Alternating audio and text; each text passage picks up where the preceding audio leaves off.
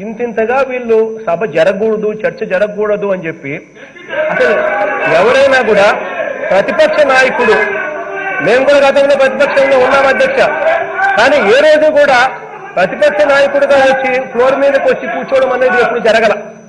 అట్లాంటిది ఈయన కావాలని ఈరోజు intentionally he did whatever he did. అటువైపున పాలకొల్లు ఎమ్మెల్యే మాట్లాడుతూ ఉన్నాడు. ఆయన మాట్లాడిన మాటల మీద క్లారిఫికేషన్ మేము ఇచ్చినాము.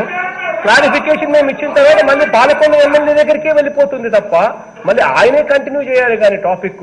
ఇప్పుడు ఆయన టాపిక్ కంటిన్యూ చేయడు, నువ్వు కూర్చో నేను మాట్లాడతాను అని చెప్పి సడన్ గా మళ్ళీ ఒక ప్రతిపక్ష నాయకుడు మళ్ళీ లేచి మాట్లాడడం అనేది ఎప్పుడు జరగదు అధ్యక్ష.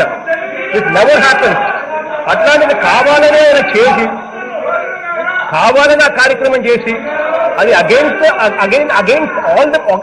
ఆల్ ది ప్రొసీజరల్ నార్మ్స్ ఆయన చేసి మళ్ళీ దాన్ని బుల్డోజ్ చేసి రౌడీజం చేసి పెద్ద పెద్ద కళ్ళు ఓపెన్ చేసి ఏమైనా మా కర్నూలు ఎమ్మెల్యే అక్కడికి పోతే ఏమంటాడో పీకుతారా? ఏమన్నా ఆఫీస్ ఏం పీకుతారని చెప్పి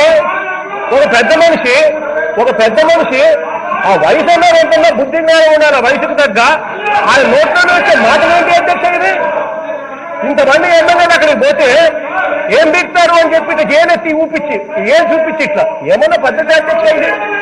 that man should at least have some sense. At least ఆ వయసుకు తగ్గ బుద్ధన్నా ఉండాలి కనీసం. ఆ వయసుకు తగ్గ బుద్ధి కూడా లేదు. ఇష్టం వచ్చినట్టుగా చేయి చూపిస్తాడు, కన్ను పెద్దగా చేస్తాడు, భయపడిస్తాడు. ఏం పీకుతాడు అని అంటారు. అసలు ఏం పీకారు అధ్యక్ష? నాకు అర్థం కదా. పీకించుకోవడానికి వచ్చినారు అసెంబ్లీకి. మీరు ఏమన్నా ఎందుకు వచ్చినారా అసెంబ్లీకి? చర్చ జరిగేదానికి వచ్చినారా? పీకించుకోవడానికి వచ్చినారా? ఎందుకు వచ్చినారా అసెంబ్లీకి? వాళ్ళు ఏమంటే ఇట్టాడు. ఏం అధ్యక్ష ఇది? రౌడీ లేకపోతే ఏం అధ్యక్ష ఇది?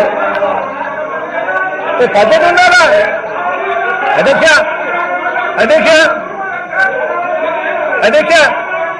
వీళ్ళు ఈ పద్ధతిలో జరగదు అధ్యక్ష. ముఖ్యమంత్రి గారు ఏం మాట్లాడతారు, రైతులకు సంబంధించి ఈ తుఫాన్ సందర్భంగా ఏం చెప్తారు అని చెప్పి యావత్ రాష్ట్రము ప్రజలందరూ కూడా ఎఫెక్టెడ్ ఏరియాస్ లో వెయిట్ చేస్తా ఉన్నారు అధ్యక్ష. కాబట్టి వీళ్ళు ఇలాగనే నడిపించే కార్యక్రమం చేయరు అధ్యక్ష. దయచేసి మార్షల్స్ పెట్టించిన బయట తీసేసుకోండి. నేను స్టేట్మెంట్ ఇస్తాను. రైతులు మొత్తం ఎదురు చూస్తా ఉన్నారు. ముఖ్యమంత్రి గారు ఏం సమాధానం ఏమి మా కోసం ఏం చేయబోతున్నాడు, మా కోసం ఏం చెప్పబోతున్నాడు అని చెప్పి దయచేసి ఆ అవకాశం ఖచ్చితంగా కల్పించాలని కోరుతా ఉన్నా.